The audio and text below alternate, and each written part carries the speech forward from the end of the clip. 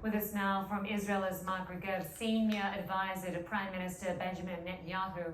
Good to have you with us. Happy to be with you.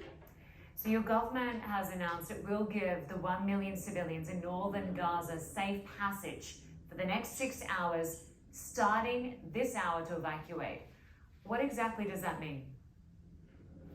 That means we're urging people to leave an area where there will be, I believe, very severe combat. You have neighborhoods there where Hamas has built its underground tunnel fortifications and communication systems and arms depots under civilian housing. So we're asking people to leave as best they can. We know it can be difficult, but the alternative is worse. We don't want to see civilians caught up in the crossfire between us and the Hamas terrorists. And once again, we're urging people to move away out of what will become a very dangerous combat zone. Is it likely the ground incursion will occur 6+ hours from now? I can't go into that, and you of course understand why. One doesn't talk about operations, military operations, before they happen. But Israel is very serious. I want to say something that needs to be understood. We've had several rounds of violence since Hamas took over the Gaza Strip some 16 years ago. This is not another round of violence. This is war. We didn't want it. They declared war on us when they attacked us with the October 7th massacre. We are responding to protect our people. We're responding to eliminate a threat, a very severe threat, and we're urging civilians, please, for your own safety, vacate the combat zone. Is it likely Hamas terrorists will also vacate the combat zone? It's possible some of them will try to escape with the civilians. We know that that's how they operate. They are ruthless. We've also seen reports that they've actually established roadblocks to try to prevent people from leaving the combat zone. That's terrible. Civilians who want to leave, first of all, are being told by Hamas to stay, but those who are leaving nevertheless are being held up at roadblocks. Hamas has no qualms whatsoever about using the Gaza civilian population as a human shield for its war machine. And in doing so, it's a double war crime, because first of all, when they target innocent Israeli civilians, that's a war crime, of course. And the terrible violence, the brutality that we saw in the 7th of October massacre, that just shows who they are. But the fact that they treat their own people in a similar way, that they say to them, don't move out of harm's way and we will prevent you from moving out of harm's way, that says everything you need to know about this Hamas organization. It really is ISIS type.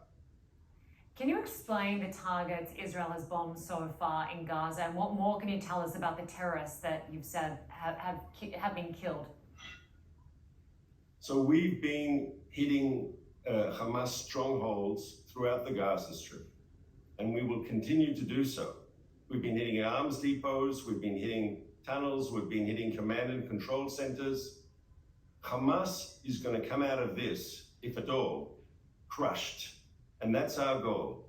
You know, there were theories that maybe because Hamas, as I said a moment ago, they've been in power for 16 years and they're ruling a territory of land with some 2 million inhabitants, and that forces them as the government to be more responsible, to moderate their positions, to worry about their own civilian population.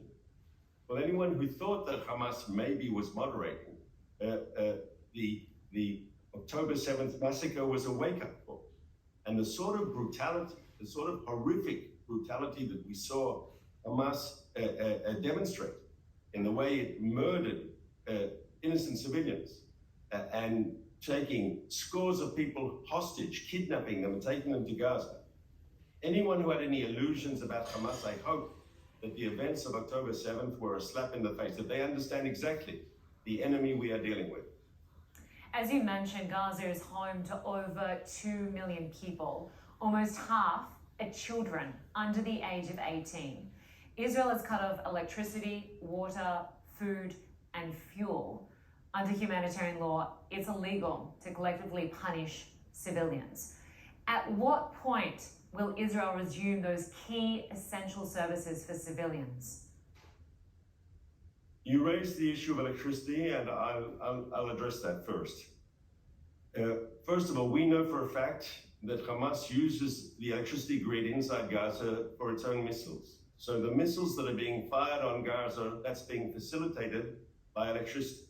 Second, the Hamas rockets that have rained down on Israel have disrupted and destroyed parts of the electricity grid that actually supplies Gaza. So is the international community, or is there a request that we rebuild what they have destroyed in their rockets so they can shoot more rockets at us? Is that a logical request of Israel? Can you explain what this means for the civilians in Gaza, the 2 million people, half of which are children who won't be getting food and clean water into that region? When will that resume? I cannot say at this stage. I can only say that we don't see, yes, we don't want to see the civilian population of Gaza caught up in the crossfire.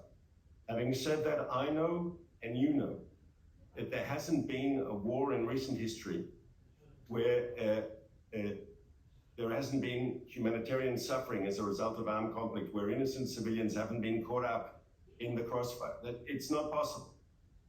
But what we do as a democracy, if they deliberately target innocent civilians with their brutal violence, we make every effort to be as surgical as is humanly possible. We target the terrorists. We target those who are trying to kill our people. In so doing, we're defending our people, our own people. But Hamas has to understand, they will be crushed, their military machine will be destroyed. When this is over, there will be a new reality in Gaza. At this point in time, no one in Gaza can leave Gaza. No civilian can leave. Are you in talks with Egypt about opening that border crossing so that could be a potential humanitarian route for civilians to leave? Any conversations we're having with the Egyptians will remain confidential. But I do say this. Inside the Gaza Strip, there are areas that we know will become combat zones, dangerous combat zones. Move out of those areas. And when I say they're going to become dangerous, they're going to become dangerous for the Israeli soldiers who may be operating there. Because the Hamas has built its own defenses, it's got its elaborate system of underground tunnels, its booby traps. There could well be very dangerous house-to-house fighting. I'm a father. I've got a daughter who's serving in the IDF down south. I'm concerned about her. But she knows, and all her fellow soldiers know, this war we didn't want. It was forced upon us, but now that it's been forced upon us, we have to act decisively. We cannot allow this brutal ISIS-type terrorist organization to continue to thrive on our border. That is unsustainable.